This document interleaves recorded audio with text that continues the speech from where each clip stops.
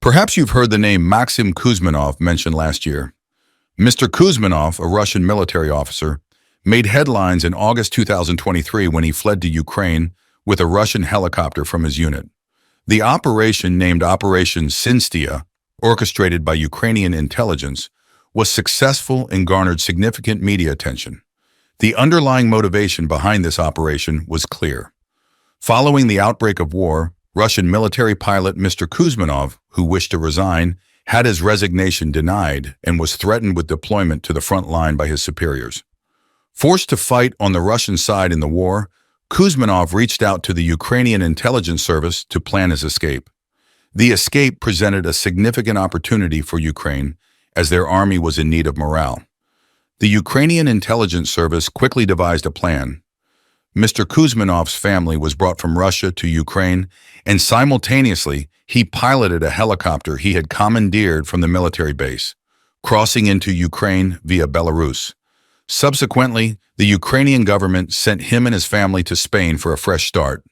Ukraine utilized this event as propaganda, with President Zelensky rewarding Mr. Kuzminov with $500,000 as part of the propaganda effort. From the Ukrainian perspective, the operation was a resounding success. They seized the opportunity presented to them and capitalized on it, further exacerbating the atmosphere of despair within the already troubled Russian military. The operation sent a clear message from Ukraine to Russian soldiers. If you refuse to fight and surrender, you will be rewarded and your family will be protected by the Ukrainian army. While celebrated as a success by the Ukrainian military, it was deemed a significant failure for Russia in the international press. However, the saga of failure and betrayal for the Russian military came to a tragic end yesterday morning. Maksim Kuzminov was executed by gunshot in his home in Spain, where he had been resettled as part of a witness protection program initiated by the Ukrainian government.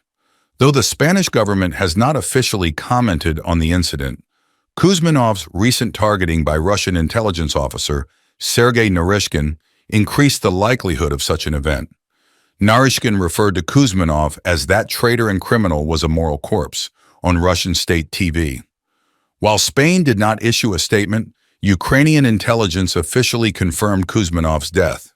However, the method of execution, not typical of the Russian Secret Service's balcony throwing tactic used on defectors since the war began, is surprising. Because since the war, oligarchs who turn their backs on Putin have been executed one by one in Europe under the guise of suicide. For example, on April 19, 2022, oligarch Sergei Protosenya was found dead, along with his family, in his luxurious villa in Spain, staged as a suicide. Of course, this was merely a label utilized by the Russian intelligence. It was evident that the Russian intelligence service was behind the incident. Sergei Protosenya had opposed the war in Ukraine, had been critical of Putin, and had been declared a traitor by the Russian state. Executing collaborators abroad under the guise of suicide is a Cold War tactic characterized by Soviet Russia. However, the execution tactic applied to Mr. Kuzminov reveals it to be murder. There was no need for concealment. Thus, it is believed that the intelligence service sent a message to boost the morale of the Russian army. With this move, Vladimir Putin, who has been unable to establish central control since the beginning of the war, seems to have gained control. Ahead of us are the American elections, which will indeed determine the tragic situation in Ukraine. Everyone's wish now is for the Ukraine-Russia war to end without further bloodshed. I also want to conclude the video with these wishes. I hope Putin ends his unjust occupation, and I hope Zelensky sits down at the table with Russia to calm the situation.